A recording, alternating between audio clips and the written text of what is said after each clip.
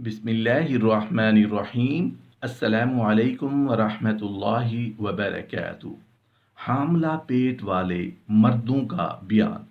समरा बिन Jundab की हदीस में आप सल्लल्लाहु अलैहि वसल्लम फरमाते हैं कि फिर हमारा गुजर खून की एक सुर्ख नहर से हुआ जिसमें एक तैराक तैर रहा था और साहिल नहर पर एक दूसरा आदमी बहुत सारे पत्थरों को जमा किए बैठा है। ये तैरने वाला जब तक तैरता है फिर उसके पास आता है जिसने अपने पास बहुत सारे पत्थर जमा कर रखे हैं और उसके सामने अपना मुंह खोलता है। फौरन वो उसके मुंह में पत्थर डाल देता है जिसके बाद दोबारा वो नहर में तैरता हुआ चला जाता है। जब भी उसके पास लौटकर आता है उसके सामने मुंह खोलता है, बैठा हुआ शख्स उसके मुंह में पत्थर डाल देता है। ख्वाब की आखिर में दोनों फरिश्तों ने नहर में तैरने वाले के गुनाह को बताते हुए कहा, यह सूदखोर इंसान है। इब्ने हबीरा रहमतुल्लाह अलैह फरमाते हैं कि सूदखोर को सुर्ख नहर में पत्थर की सज़ा इसलिए दी जाती है कि सूद असल में सोने में होता है और सोना सुर्ख होता है।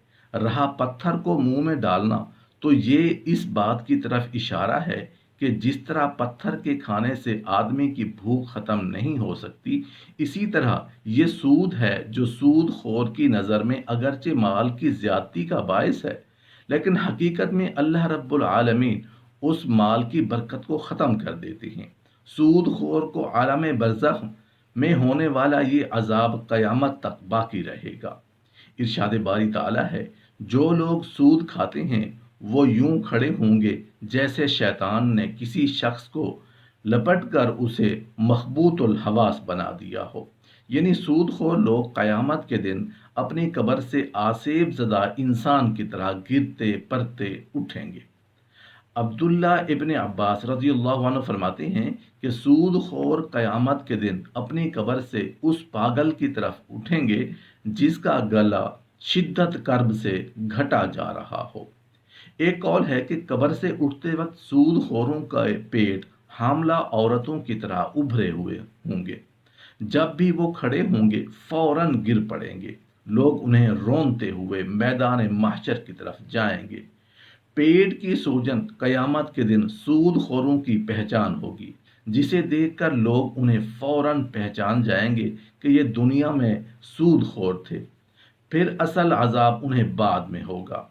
इस्लाम ने जिन चीज़ों को बड़ी सख्ती से हराम और ममनू करार दिया है उनमें एक सूद भी है। इसीलिए अल्लाह ताला ने सूद खोरों को इतने शदीद तरीन अल्फाज में मुतनब्बे किया है कि अहले शिर्क के अलावा किसी दूसरे गुनाह के मुर्तकिब के लिए ऐसे अल्फाज कुरान मजीद में इस्तेमाल नहीं हुए।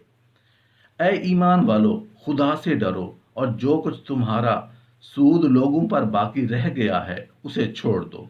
अगर वाकई तुम ईमान लाए हो, लेकिन अगर तुमने ऐसा ना किया तो आगाह हो जाओ कि अल्लाह और उसके रसूल की तरफ से तुम्हारे खिलाफ ऐलान जंग है। सूदखोर जिस तरह एक एक पाई की खातिर अल्लाह ताला और उसकी मखलूक के हकूक भूल रहा होता है, हफ्तों और महीनों के हिसाब से माल बढ़ाने में मुनहमक होता है, उसे करीबी से करीबी ताल्लुक का लिहाज नहीं होता। उस माल परस्ती के बावलेपन का नक्शा अल्लाह ताला ने कुरान मजीद में इस तरह खींचा है, जो लोग सूद खाते हैं वो कयामत में उठेंगे जिसे शैतान ने छोड़कर पागल बना दिया हो। ये इसलिए होगा कि उन्होंने कहा था कि बै भी तो सूद ही की तरह होती है, हालांकि अल्लाह ने बै को हलाल किया है और सूद को हराम करार दिया है। लिहाजा जो शख्स के पास उसके परवरदिगार की तरफ से नसीहत आ गई और वो सूदी मामला से बाज आ गया, तो माजी में जो कुछ हुआ उसका है और उसकी बातनी कैफियत का मामला अल्लाह के हवाले है। और जिस शख्स ने लूट कर फिर वही काम किया तो ऐसे लोग दोज़खी हैं और हमेशा उसी में रहेंगे। अल्लाह सूद को मिटाता है और सदक़ात को बढ़ाता है। अल्लाह ताला हर उस शख्स को नापसंद करता है जो नाशुक्र गुनहगार हो। ज़माना जहलियत और हिदायत कुरानी के आने से पहले जो लोग ऐसी हरकतें कर चुके थे उनके बारे में तो नरमी की गुंजाइश मौजूद थी। لیکن مسلمان کہلانے کے باوجود اللہ تعالیٰ کے واضح احکام آنے کے بعد بھی کوئی سود خوری پر مضر رہے تو اسے اپنا انجام اس آیت مبارکہ کی روشنی میں دیکھ لینا چاہیے۔ نبی کریم صلی اللہ علیہ وآلہ وسلم کی عادت مبارکہ تھی کہ نماز فجر کے بعد صحابہ کرام رضی اللہ عنہم سے ان کے خواب دریافت کیا کرتے تھے۔ اسی طرح ایک موقع پر آپ صلی اللہ علیہ وآلہ وسلم نے خود اپنا ایک خواب بیان کرتے ہوئے ارشاد فرمایا کہ آج رات میرے پاس دو فرشتے آئے اور انہوں نے مجھے اٹھایا اور کہا ہمارے ساتھ چلیے، چنانچہ ہم چل پڑے۔ پھر آپ نے چند مناظر کا ذکر کر کے فرمایا سود اللہ تعالیٰ کے نزدیک اس قدر قابل ملامت و لعنت ہے کہ اس کے کاروبار سے متعلق کسی معنی میں شرکت، تعاون یا حرمت اللہ تعالیٰ کو گوارا نہیں۔ نبی کریم صلی اللہ علیہ وآلہ وسلم کے ارشاد گرامی ہے اللہ تعالیٰ نے لعنت کی ہے سود کھانے والے، سود کھلانے والے پر اور اس کے دونوں گواہوں پر اور سودی معاملہ لکھنے والے پر، فرمایا سب برابر ہے۔ اس حدیث کی روشنی میں ہر وہ مسلمان اپنا چہرہ بآسانی دیکھ سکتا ہے جو خود سود کھاتا ہو، دوسروں کو کھلاتا ہو، ایسے کاروبار کی دلالی کرتا ہو یا ایسے بینکوں اور اداروں میں چاکری کرتا ہو جو سودی کاروبار کے ساتھ تعاون کی صورت نکلتی ہو۔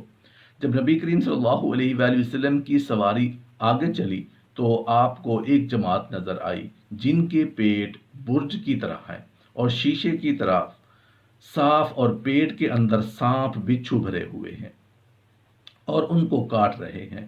ہاتھوں میں آگ کے توق اور پاؤں میں آگ کی بیڑیاں پڑی ہیں۔ جب کوئی ان میں سے اٹھنا چاہتا ہے تو پیٹ کے بوجھ سے یہ لوگ فوراً گر پڑتا ہے۔ تھوڑی دیر میں ایک خوفناک شکل کا گھوڑا ان کے پیٹوں کو کچلتا ہوا، جس کی وجہ سے یہ لوگ بہت روتے ہیں، شور و غل مچاتے ہیں اور بھی طرح طرح کے عذاب ان کو نیچے اوپر گھیرے ہوئے ہوں۔ نبی کریم صلی اللہ علیہ وآلہ وسلم نے ارشاد فرمایا جبرائیل یہ کون لوگ ہیں؟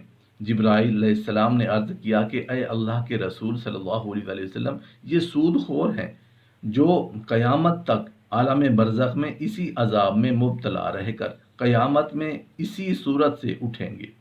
اس واقعہ سے یہ نصیحت ملتی ہے کہ سود خور کے جس قدر سود لینے کے خیالات وسیع ہوتے ہیں اور سود پہ سود لے کر بھی جی نہیں بھرتا، تو اللہ تعالیٰ نے ان کی نیت کے اندر میں ان کا پیٹ برج کے برابر کر دیا اور سود کا پیسہ جو انہوں نے کھایا وہ سانپ اور بچھو بنا کر ان کے پیٹ میں بھر دیا۔